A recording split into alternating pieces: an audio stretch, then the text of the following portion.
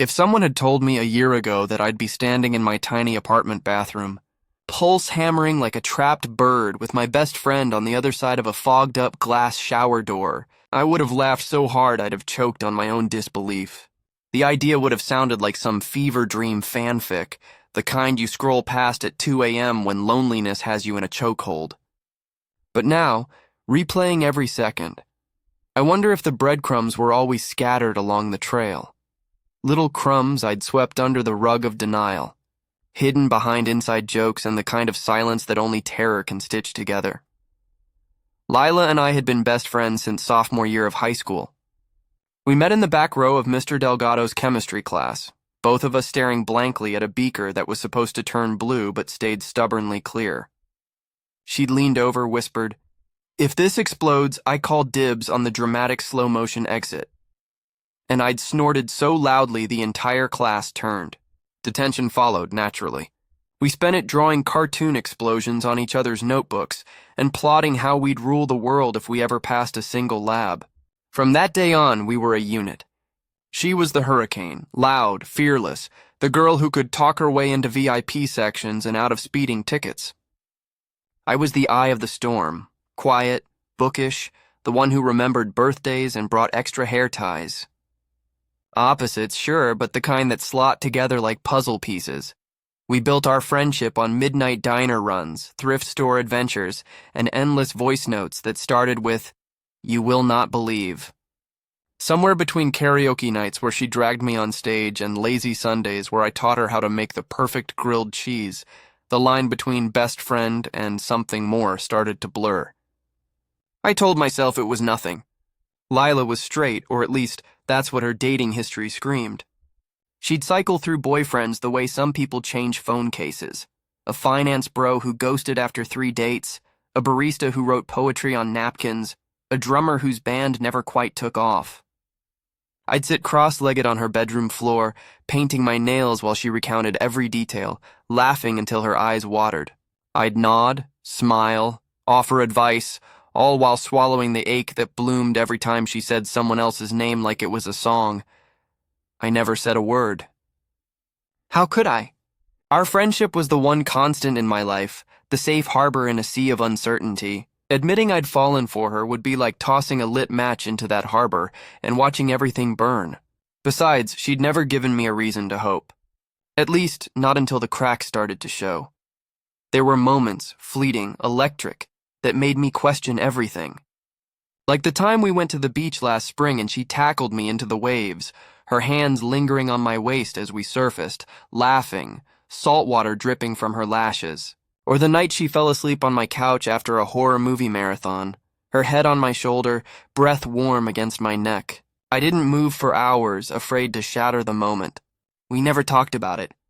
I convinced myself I was imagining things, that I was desperate for a sign where there was none. Then came the night everything tilted.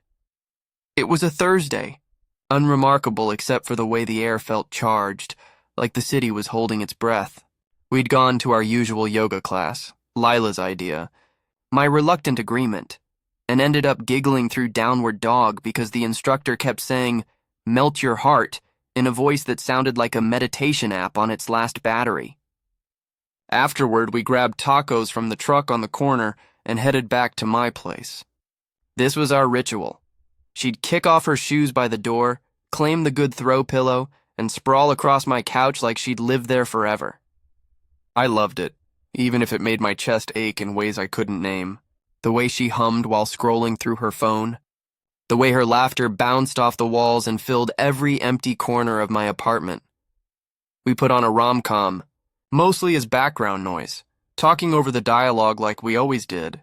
When the credits rolled, neither of us moved. Lila stretched, her cropped hoodie riding up to reveal a strip of skin, and yawned dramatically. "Mind if I shower?" she asked, already standing. "I smell like taco grease and regret," I laughed, trying to keep it casual. "Towels are in the basket by the sink." "Cool," she said, grabbing her overnight bag. She paused, flashed me a grin. "Don't start a new movie without me. I need to see if the dog dies." The bathroom door clicked shut. The shower hissed to life. I stared at the TV, the Netflix home screen glowing accusingly. My mind wandered, uninvited as always, to Lila, the way her hair curled when it was wet, the freckles across her nose that only showed up in summer, the way she said my name like it was a secret. I stood restless, pacing the 3 steps from couch to kitchen and back. My hands were clammy, my heart a frantic drum. I muttered curses at myself, at my brain for refusing to stay in the friend zone. Then her voice, muffled but clear, "Hey, can you grab me a towel?" I'm an idiot and forgot. I froze, towel already in hand from the linen closet. "Yeah, 1 sec." My voice sounded steadier than I felt. Steam seeped under the door, curling like ghosts. "It's not locked," she called. "Just slide it in." I hesitated, hand on the knob. "You sure?" She laughed, the sound bright even through the door. "We've changed in front of each other at the gym like 100 times. It's fine." I pushed the door open. Heat and steam hit me like a wave, fogging my glasses instantly.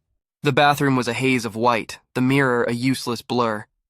I stepped inside, towel outstretched, squinting through the mist. The shower door was frosted glass, her silhouette a soft shadow, tall, relaxed, unmistakably her. "Over here," she said, voice teasing. I held out the towel. Her hand emerged, fingers brushing mine as she took it. The contact was brief, but it sparked like static, a quiet acknowledgement of everything we'd never said. "Thanks," she said, softer now. I started to back out, but her voice stopped me. "Hey, you okay?" I paused, 1 foot in the hallway. "Yeah, why?" "You've been weird lately, quiet, like you're holding something back." A pause. "Talk to me," my heart lurched. I turned, still half blind from the steam. "It's nothing." "It's not nothing." The shower shut off. The sudden silence was deafening. "Come in. Properly. I'm decent." I stepped fully inside, closing the door behind me to keep the heat in. The fog was thicker now, the air heavy with eucalyptus shampoo and something electric. Lila pulled the shower door open a crack, just enough for me to see her face, hair slicked back, water beating on her collarbone, eyes searching mine. She'd wrapped the towel around herself, but it clung in places, outlining the curve of her hip. "Spill," she said. No trace of humor now.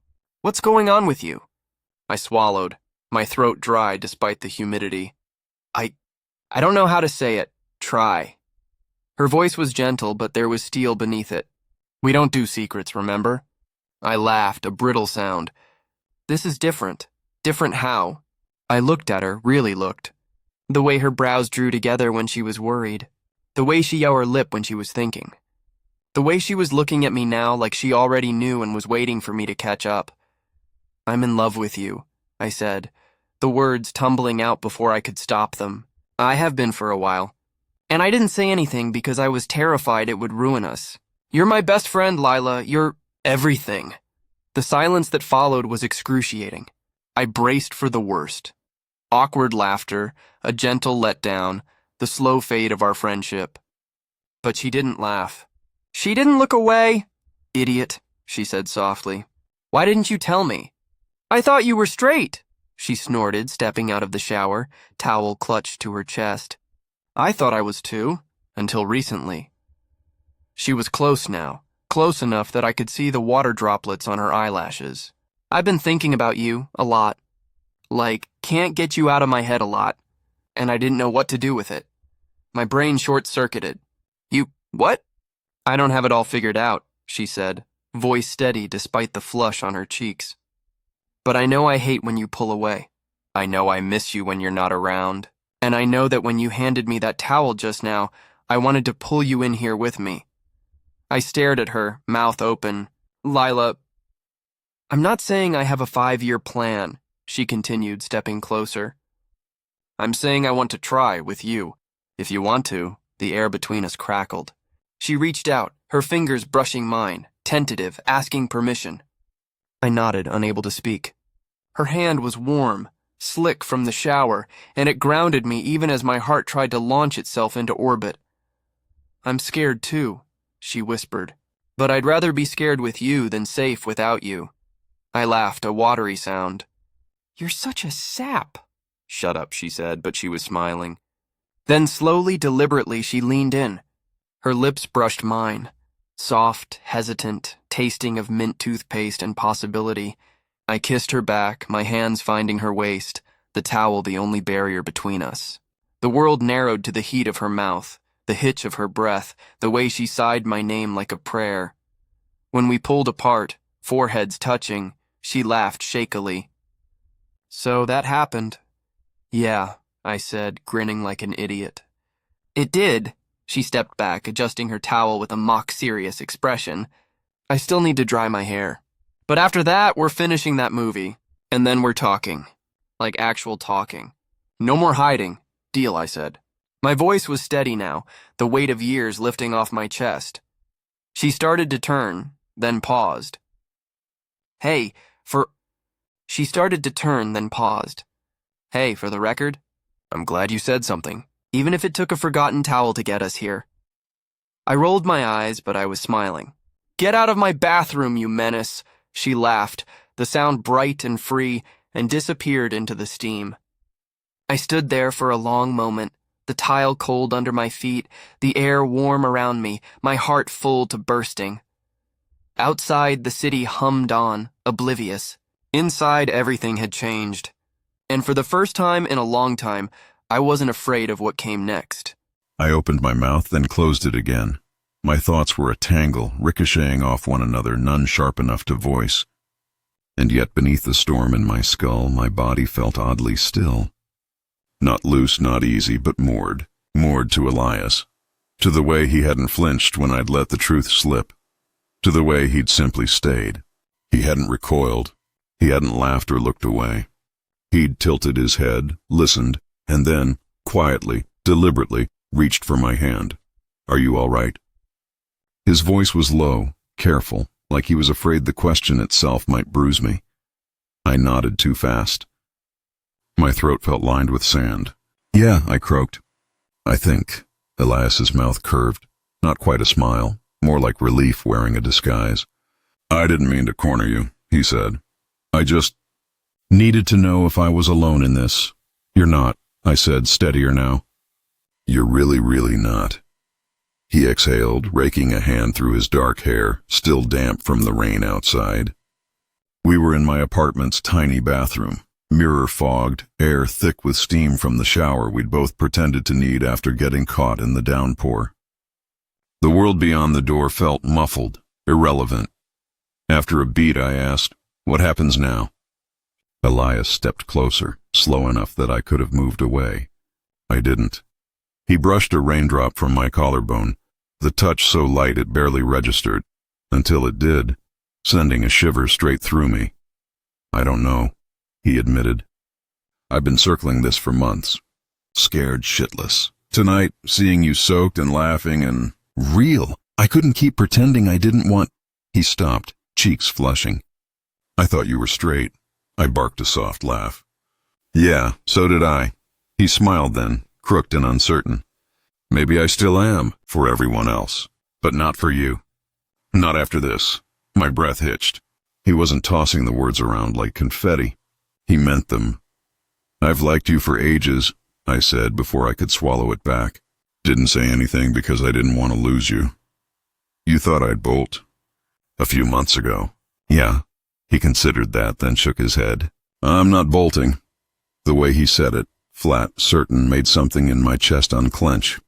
He closed the last inch between us, not touching, just close enough that I could feel the heat radiating off him, smell the rain on his skin. "I don't need answers tonight," I whispered. "Just don't pretend this didn't happen." His fingers found mine, tentative. "I'm not pretending. I'm trying." I let out a breath I hadn't realized I was holding. "Okay," steam curled around our ankles. The bathroom felt smaller, softer, like a pocket universe. Elias lifted our joined hands, studying them as if they were evidence. "Then let's start here," he said. "No labels, no 5-year plan, just us." I looked at him, at the wet hair stuck to his forehead, at the cautious hope in his gray-green eyes, and felt the ground shift under me. For once, I wasn't bracing for the fall. "Just us," I echoed. It felt like enough. Later. In my bedroom, the doubt crept back in. We'd migrated there after the shower. Clothes half-dried, sitting on the edge of my unmade bed. The rain had eased to a drizzle, tapping the window. Elias twisted to face me, knees bumping mine. "I don't know how far this goes," I said, "or if I'm the only one feeling it this hard." He didn't look away. "It's not just you. Trust me." I searched his face for cracks, for the polite exit. Found none. He stood abruptly, restless, crossing the room in 3 strides. I was half turned toward the closet, ready to bolt if he changed his mind. He stopped in front of me, close enough that I caught the faint cedar of his soap. "Can I?" he asked, voice barely above the rain. I nodded. My pulse hammered in my ears. His hand settled on my waist, light, testing. The other tipped my chin up. "You're shaking." "I know. I don't want to push." "You're not." He leaned in until our foreheads touched. We stayed like that, breathing the same air, the moment stretching thin and bright. Elias, who could charm a room without trying, looked as undone as I felt, and somehow that made it safe. He kissed me, slow, deliberate, like he was learning the shape of my mouth by heart. My hands found his shoulders, the nape of his neck, pulling him closer because it felt inevitable. When he drew back a fraction, his breath fanned warm across my lips. "I've wanted this longer than I knew," he whispered. I couldn't speak. I just kissed him again. The world narrowed to small discoveries. The hitch in his breath when my thumb brushed his jaw, the way his fingers tightened on my hip when I tugged him down onto the bed. We moved carefully, knees knocking. A breathless laugh when my elbow found his ribs, but every fumble felt honest. "Tell me if you want to stop," he murmured against my collarbone. I answered by sliding my hands under his damp t-shirt, tracing the line of his spine. He shivered, pressed closer. We didn't rush. There was no script, no checklist, just the slow unwrapping of something we'd both been carrying in silence. At some point we paused, foreheads pressed together, hearts racing in tandem.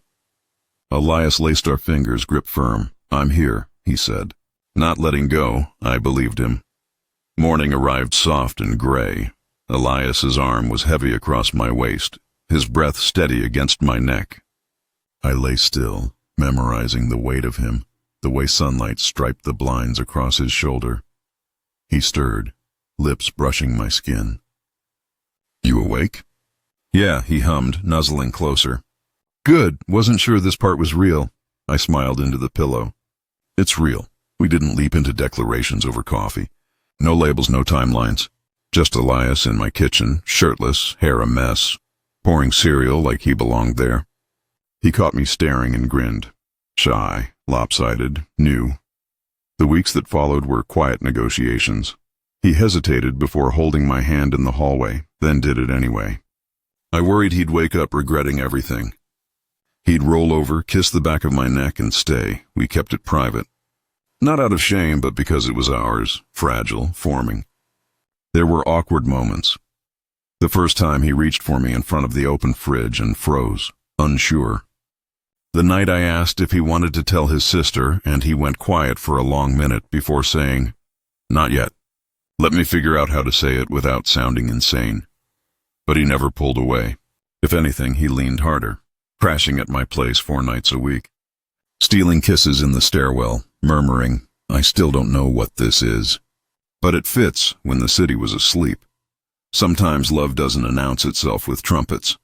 Sometimes it slips in wearing the face of your best friend, layered with fear and late-night talks, and only shows its full colors when you're brave enough to look. That night in the rain-soaked bathroom changed the orbit of us. Not because it was perfect, but because it was honest. And now, finally, we weren't afraid to keep walking toward whatever came next. Tips from someone who's been there. Talk about the scary stuff early. Not the big "what are we" talk every week, but the small fears. "I'm worried you'll wake up and change your mind." Say it out loud. Elias and I found that naming the fear shrank it. Build a private language. Inside jokes, a playlist, a stupid emoji that means, I'm thinking about you. It creates a safe bubble while you figure out the public stuff. Check in without scorekeeping.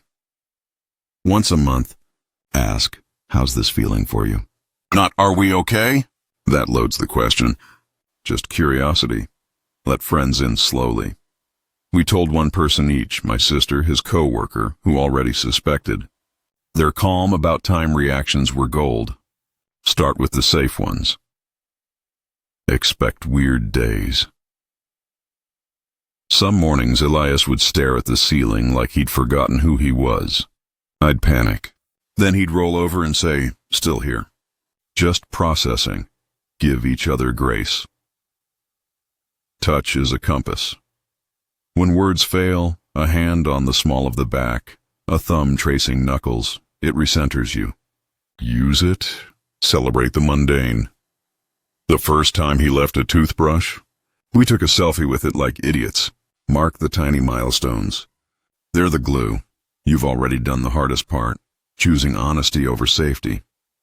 The road ahead is long, but it's yours. Walk it at your own pace. You've got this.